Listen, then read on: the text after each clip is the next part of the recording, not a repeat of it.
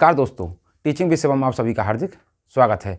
आज की क्लास में हम देखेंगे हिंदी व्याकरण, और हिंदी व्याकरण के अंदर जो हमारा टॉपिक आता है वो आता है वाच्य का।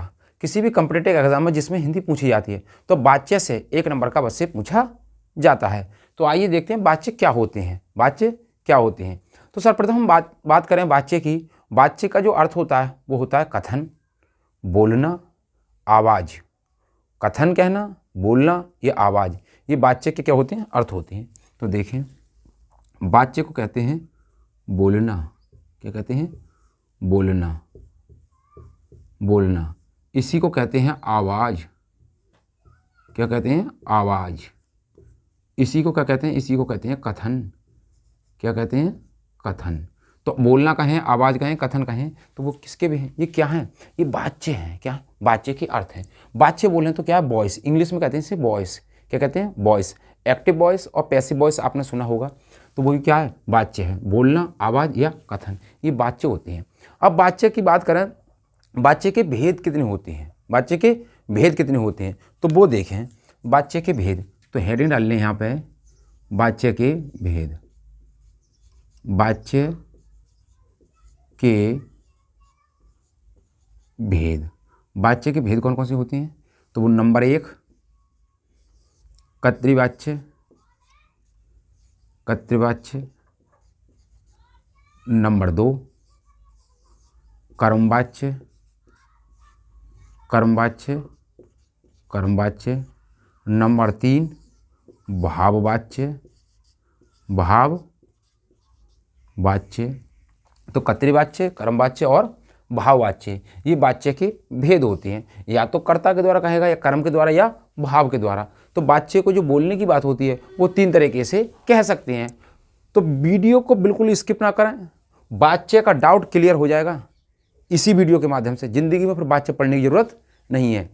तो हम बात करें कृतवाच्य, कर्मवाच्य और भाववाच्य। एक एक को हम डिटेल से देखते हैं। एक एक को हम डिटेल से देखते हैं। तो हेडिंग डाल लें अब, कर्तृवाच्य। कर्तृवाच्य। तो पहला हमारा जो है वो क्या है? कर्तृवाच्य। कर्तृवाच्य क्या होता है? ये कर्तृवाच्य देखें। का बोलें तो कर्ता, का बोलें तो कर्ता। कर्ता की प्रधानता। कर्ता की प्रधानता होती है। कर्ता की प्रधानता होती है। क्या और क्या होता है? सकर्मक। सकर्मक कौमा अकर्मक। सकर्मक कौमा अकर्मक क्रिया होती है। सकर्मक क्रिया होती है और अकर्मक क्रिया होती है, तो वो वाक्य कहलाते हैं कृतवाच्य। अब कहेंगे सर सकर्मक और अकर्मक क्रिया क्या होती है? तो सा कर्म सहित और जिसमें कर्म ना हो। तो हमने क्रियाओं को बहुत ही डिटेल से पढ़ाया। आप वीडियो को हमारी को देखें, और देखने के बाद क्रियाओं का डाउट जिंदगी में कभी भी डाउट नहीं रह सकता। कभी भी आप क्रिया को नहीं भूल सकते। सकर्मक और अकर्मक, और हमने द्विकर्मक और सभी क्रियाओं को बहुत ही डिटेल से समझाया है। तो सकर्मक और अकर्मक क्रिया होती हैं कृतवाच्य के अंदर, और कर्ता की प्रधानता होती है। कर्ता की प्रधानता होती है। कैसे? अब उदाहरण के माध्यम से समझें। तो इसमें तो कुछ नहीं होता है, कृतवाच्य को तो आसानी से समझ जाएंगे। जैसे जैसे जैसे हम कहें मीरा, मीरा हंसती है। मीरा हंसती है। वह नाचता है। वह नाचता है। चिड़ियाँ, चिड़ियाँ आकाश में, चिड़ियाँ आकाश में उड़ती हैं। चिड़ियाँ आकाश में उड़ती हैं। बस सड़क पर, बस सड़क पर चलती है। बस सड़क पर चलती है। पक्षी, पक्षी घोंसले में सोता है। घोंसले में सो गया, पक्षी घोंसले में सो गया। तो कृतवाच्य के अंदर कर्ता की प्रधानता होती है, कर्ता करने वाला ही क्या होता है, डिपेंडेंट होता है। यानी कि क्रिया किस पर डिपेंड रहती है, क्रिया डिपेंड रहती है कर्ता पर। किस पर, कर्ता पर। अब हम बात करें कि मीरा हंसती है, तो हंसने की क्रिया, हंसना किस पर डिपेंड है, मीरा पर। वह नाचता है, तो नाचना किस पर डिपेंड कर रहा है, वह पर। चिड़ियाँ आकाश में उड़ती हैं, अब उड़ने की जो क्रिया हो रही है वो किस पर, चिड़िया पर हो रही है। कौन कौन उड़ती है, चिड़ियाँ उड़ती हैं। कौन उड़ती है, चिड़ियाँ उड़ती हैं। अब चलती है बस, सड़क पर चलती है, तो चलने की जो क्रिया हो रही है वो किस पर हो रही है, बस पे। किस पर, बस से। तो बस पर, बस पर। अगला देखें, पक्षी घोंसले में सो गया, तो सोने की जो क्रिया हो रही है वो किस पर हो रही है, पक्षियों पर। किस पर, पक्षियों पर, पक्षी पर। तो कर्ता की प्रधानता होती है और सकर्मक और अकर्मक क्रिया होती हैं कृतवाच्य के अंदर। अब प्रश्न यहाँ से नहीं पूछता, वो प्रश्न जो पूछता है वो भाववाच्य और किससे, कर्मवाच्य से पूछता है। भाववाच्य और कर्मवाच्य से पूछता है। तो देखें, इसको इरेज करें, इस पहले स्क्रीनशॉट लें। अब इसको इरेज करते हैं। इरेज करने के बाद देखते हैं क्या होता है। अगली हेडिंग हम जो डालेंगे वो होता है हमारा कर्मवाच्य। कर्मवाच्य, तो हेडिंग डालनी कर्मवाच्य। नंबर 2 कर्मवाच्य। कर्मवाच्य, कर्मवाच्य में क्या होता है, कर्म की प्रधानता, कर्म की प्रधानता, प्रधानता, प्रधानता होती है। क्रिया का प्रभाव किस पर पड़ता है, कर्म पर। क्रिया का प्रभाव किस पर, कर्म पर पड़ता है। क्रिया का प्रभाव किस पर, कर्म पर पड़ता है। अब हमें कैसे पता पड़ेगी कि क्रिया का प्रभाव कर्म पर पड़ रहा है या कर्ता पर पड़ रहा है। तो वो क्या, हमने देखा कृतवाच्य को, उसके बाद देख रहे हैं हम किसको, कर्मवाच्य को। तो देखें, इसके जो पहचानने का जुगाड़ है वो क्या है, द्वारा, द्वारा या से शब्द आते हैं। द्वारा या से शब्द आते हैं, या तो द्वारा आएगा या फिर क्या आएगा, से शब्द आएगा। जैसे उदाहरण के माध्यम से देखें हम, जैसे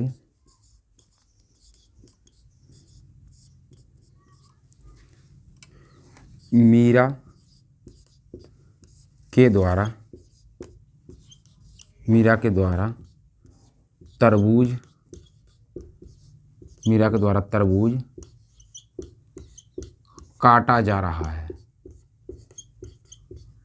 काटा जा रहा है। उनसे, उनसे, उनसे खाना खाया जाता है, खाना खाया जाता है।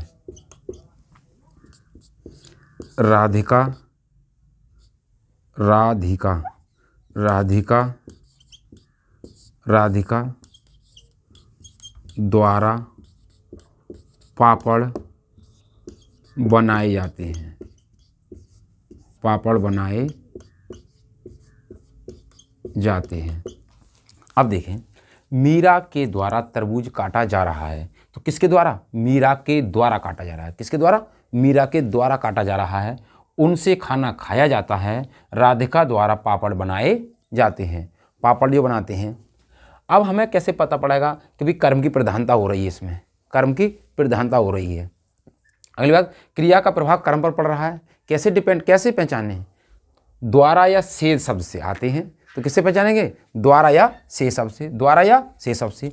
तो इसमें देखें, मीरा के द्वारा, तो क्या शब्द आया, मीरा के द्वारा, मीरा के द्वारा शब्द आया। उनसे, तो उनसे शब्द आया। राधिका द्वारा, तो राधिका द्वारा शब्द आया। तो हमने किससे पहचाना, जुगाड़ से। जुगाड़ बोले तो द्वारा और से, द्वारा या से।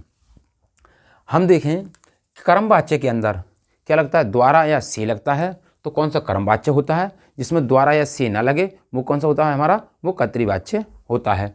आपने देखो इंग्लिश के अंदर कि जब भी हम एक्टिव से पैसिव बनाते हैं, एक्टिव से पैसिव बनाते हैं, तो आप किसके द्वारा लगाते हैं? बाई लगाते हैं। क्या लगाते हैं? बाई लगाते हैं। तो बाई किसकी मानी है? वो द्वारा और से की तो मानी है। इसकी वर्ड मीनिंग है द्वारा या से की।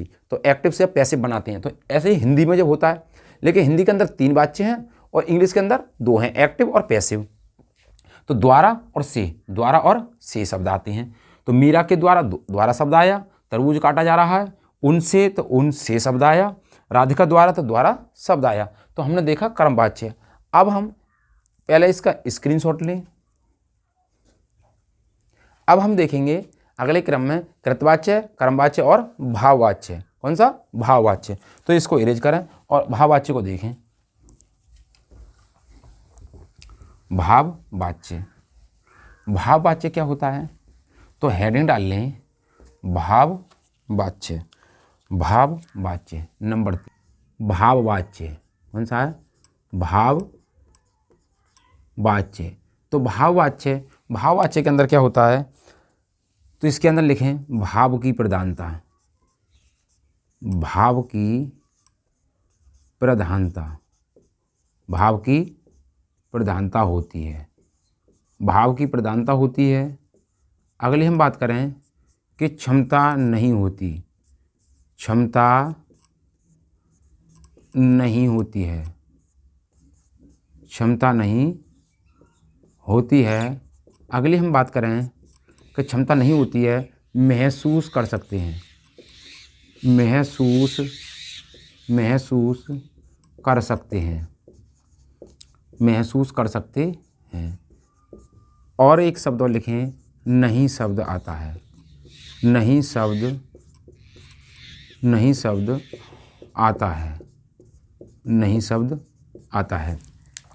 तो भाववाच्य के अंदर क्या होता है? भाववाच्य के अंदर भाव की प्रधानता होती है और क्षमता नहीं होती, इनके अंदर महसूस कर सकते हैं और नहीं शब्द आता है, नहीं शब्द आता है।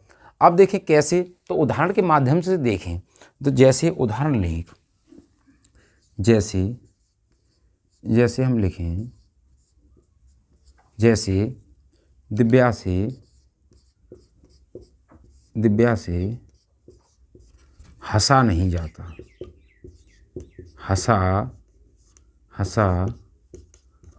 हंसा नहीं जाता। अगला देखें,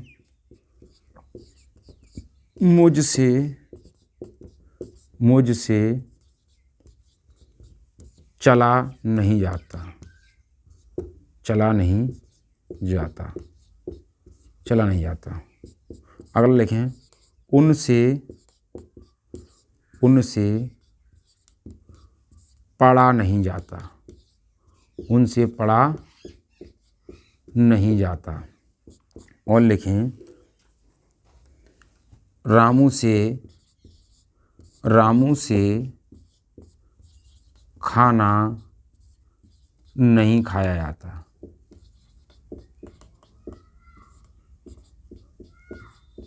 और लिखें एक और, बच्चों से शांत नहीं बैठा जाता। अगला एक सेंटेंस लिखें, बच्चे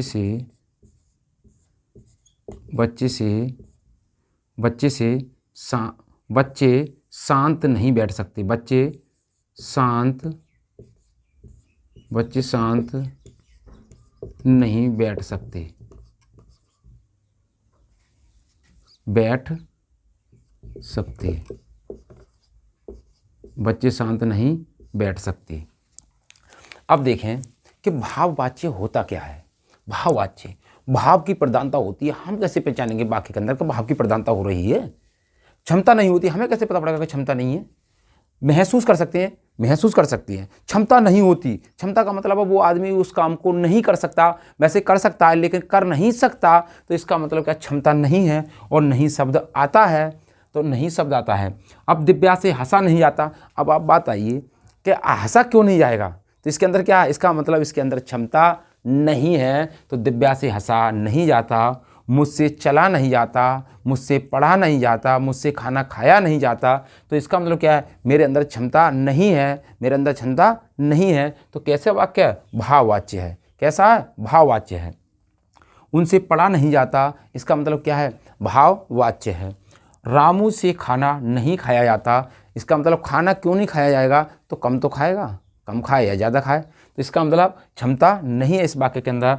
बच्चों से शांत नहीं बैठा जाता, तो शांत क्यों नहीं बैठा जाएगा, इसका मतलब इस वाक्य के अंदर क्षमता नहीं है, क्षमता नहीं है। बच्चे शांत नहीं बैठ सकते, बच्चे शांत नहीं बैठ सकते। अब सर ये बताइए कि इस वाक्य के अंदर नहीं शब्द आया है तो कौन सा वाक्य है, कर्तृवाच्य है, कर्तृवाच्य है, कर्मवाच्य है या भाववाच्य है। कौन सा है, भाववाच्य है। तीनों में से कौन सा है, कर्तृवाच्य, कर्मवाच्य या भाववाच्य। ये है, ये है, ये है। तो सर आप बताएंगे कि इसमें नहीं शब्द आया है तो कौन सा वाक्य हो जाएगा, भाववाच्य हो जाएगा। कौन सा हो जाएगा, भाववाच्य हो जाएगा। नहीं भैया, गलत हो जाएगा, गलत हो जाएगा। जरा ध्यान देखें, बच्चे शांत नहीं बैठ सकते, इसका मतलब क्या है, वो जो सकने की जो क्रिया है वो बच्चे पर डिपेंड कर रही है, तो कर्ता कौन है, तो कर्तृवाच्य हो जाएगा। इसके अंदर क्या हो जाएगा, कर्तृवाच्य। अगर मैं ही कह देता कि बच्चे शांत नहीं, बच्चों से शांत नहीं बैठा जाता, अब क्षमता नहीं रही इस वाक्य के अंदर, तो बच्चों से शांत नहीं बैठा जाता, तो इस वाक्य के अंदर क्या नहीं रही, क्षमता नहीं है, क्षमता नहीं है। इसका मतलब ये हुआ कि ये कौन सा वाक्य हो जाएगा, तो ये कृतवाच्य हो जाएगा। कौन सा वाक्य है, कर्तृवाच्य हो जाएगा। कौन सा, कर्तृवाच्य हो जाएगा। इसी सेंटेंस को अगर हम लिखा बच्चे शांत नहीं बैठ सकते, मेढक आसानी से नहीं कूद सकता, तो इसका मतलब मेढक आसानी से नहीं कूद सकता, इसका मतलब क्या हुआ, कर्तृवाच्य है। और वहीं कह दूं मैं कि मेढक से कूदा नहीं जाता, तो कौन सा हो जाएगा, भाववाच्य हो जाएगा, भाववाच्य हो जाएगा। जरा लिखें, मेढक से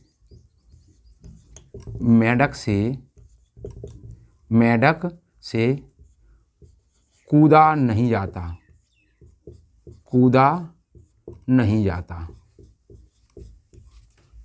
और अगला लिखें, मेढक आसानी से नहीं कूद सकता, मेढक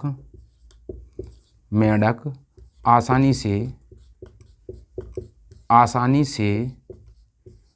से नहीं कूद सकता, नहीं कूद सकता। मेढक आसानी से नहीं कूद सकता, या मेढक नहीं कूद सकता, आसानी से नहीं, मेढक नहीं कूद सकता। अब नहीं तो शब्द इसमें भी आया है, और मेढक से कूदा नहीं जाता। अब कहेंगे सर कि इसके अंदर क्या हुआ, से शब्द भी आ रहा है, क्या आ रहा, से शब्द। तो से तो आपने बताया था किस में आया था, कर्मवाच्य के अंदर आया था। नहीं भैया, मेढक से कूदा नहीं जाता, इसका मतलब ये हुआ कि इसके वाक्य के अंदर क्या नहीं है, क्षमता नहीं है। कूदा क्यों नहीं जाएगा, तो क्षमता नहीं है, तो कौन सा हो जाएगा, भाववाच्य हो जाएगा। कौन सा, भाववाच्य हो जाएगा। और मेढक नहीं कूद सकता, तो मेढक नहीं कूद सकता, सकने की क्रिया किस पर, मेढक पर डिपेंड कर रही है, तो कर्तृवाच्य हो जाएगा, कर्तृवाच्य हो जाएगा। तो उम्मीद करता हूँ दोस्तों कर्तृवाच्य और कर्मवाच्य और भाववाच्य समझ पाए होंगे।